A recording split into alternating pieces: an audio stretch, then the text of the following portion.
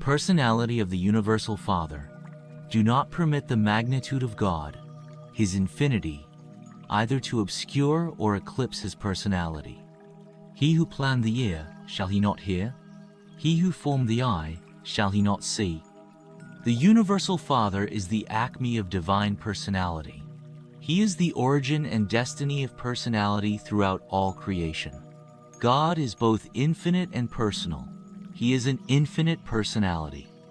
The Father is truly a personality, notwithstanding that the infinity of His person places Him forever beyond the full comprehension of material and finite beings. God is much more than a personality. As personality is understood by the human mind, He is even far more than any possible concept of a superpersonality.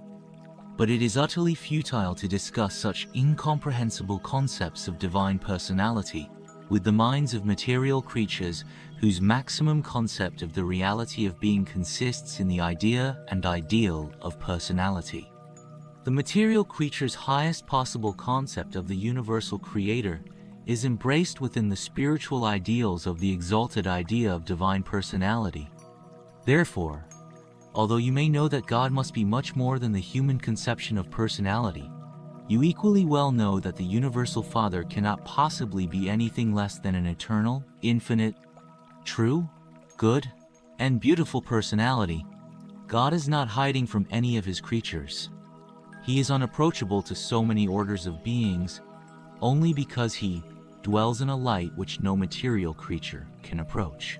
The immensity and grandeur of the divine personality is beyond the grasp of the unperfected mind of evolutionary mortals. He measures the waters in the hollow of His hand, measures a universe with the span of His hand.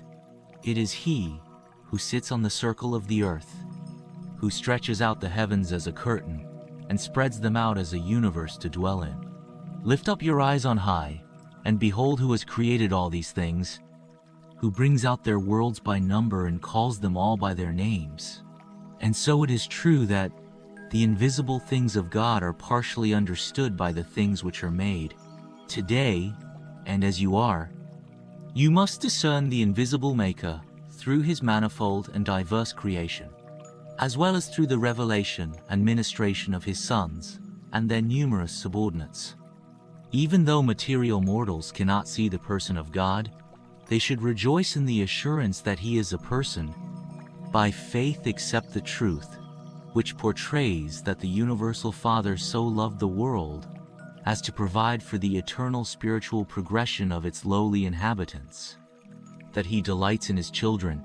God is lacking in none of those superhuman and divine attributes which constitute a perfect, eternal, loving, and infinite creator personality. In the local creations, excepting the personnel of the super-universes, God has no personal or residential manifestation aside from the paradise creator sons who are the fathers of the inhabited worlds and the sovereigns of the local universes. If the faith of the creature were perfect, he would assuredly know that when he had seen a creator son, he had seen the universal Father. In seeking for the Father, he would not ask nor expect to see other than the Son. Mortal man simply cannot see God until he achieves completed spirit transformation and actually attains paradise. The natures of the paradise creator's sons do not encompass all the unqualified potentials of the universal absoluteness of the infinite nature of the first great source and center, but the universal Father is in every way divinely present in the creator's sons. The Father and His sons are one. These paradise sons of the order of Michael are perfect personalities, even the pattern for all local universe personality, from that of the bright and morning star down to the lowest human creature of progressing animal evolution. Without God, and except for His great and central person, there would be no personality throughout all the vast universe of universes. God is personality. Notwithstanding that God is an eternal power, a majestic presence, a transcendent ideal, and a glorious spirit, though He is all these and infinitely more, nonetheless, He is truly and everlastingly a perfect creator personality, a person who can know and be known, who can love and beloved, and one who can befriend us, While you can be known, as other humans have been known, as the friend of God, he is a real spirit and a spiritual reality. As we see the universal Father revealed throughout his universe, as we discern him indwelling his myriads of creatures, as we behold him in the persons of his sovereign sons, as we continue to sense his divine presence here and there, near and afar, let us not doubt nor question his personality primacy. Notwithstanding all these far-flung distributions, he remains a true person and everlastingly maintains personal connection with the countless hosts of his creatures scattered throughout the universe of universes. The idea of the personality of the Universal Father is an enlarged and truer concept of God, which has come to mankind chiefly through revelation. Reason, wisdom, and religious experience all infer and imply the personality of God, but they do not altogether validate it. Even the indwelling thought adjuster is pre-personal. The truth and maturity of any religion is directly proportional to its concept of the infinite personality of God and to its grasp of the absolute unity of deity. The idea of a personal deity becomes then the measure of religious maturity after religion has first formulated the concept of the unity of God. Primitive religion had many personal gods, and they were fashioned in the image of man. Revelation affirms the validity of the personality concept of God, which is merely possible in the scientific postulate of a first cause, and is only provisionally suggested in the philosophic idea of universal unity. Only by personality approach can any person begin to comprehend the unity of God. To deny the personality of the first source and center leaves one only the choice of two philosophic dilemmas: materialism or pantheism.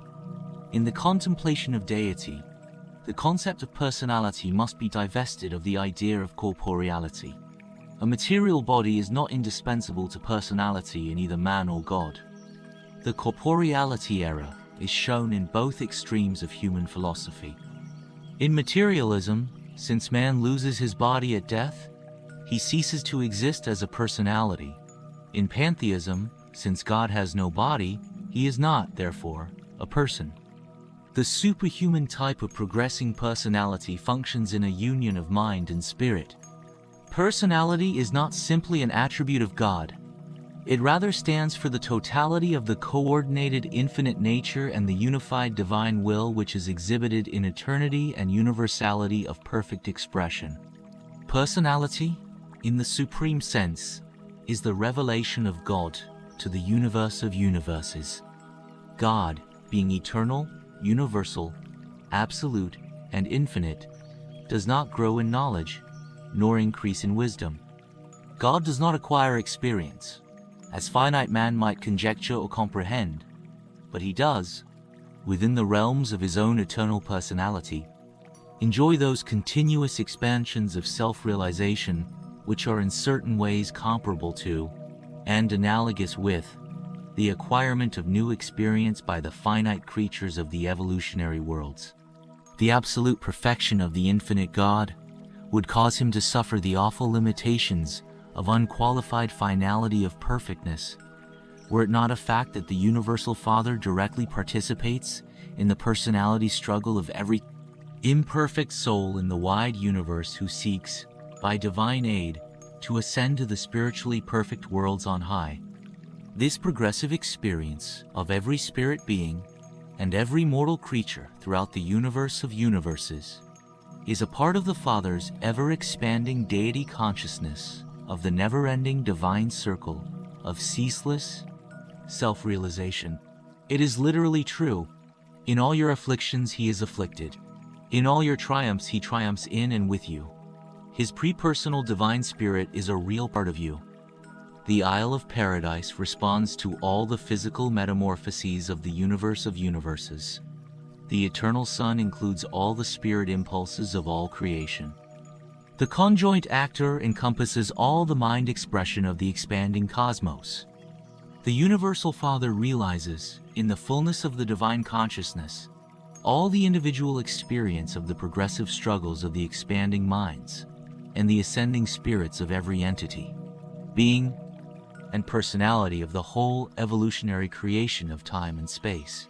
And all this is literally true, for in him we all live and move and have our being,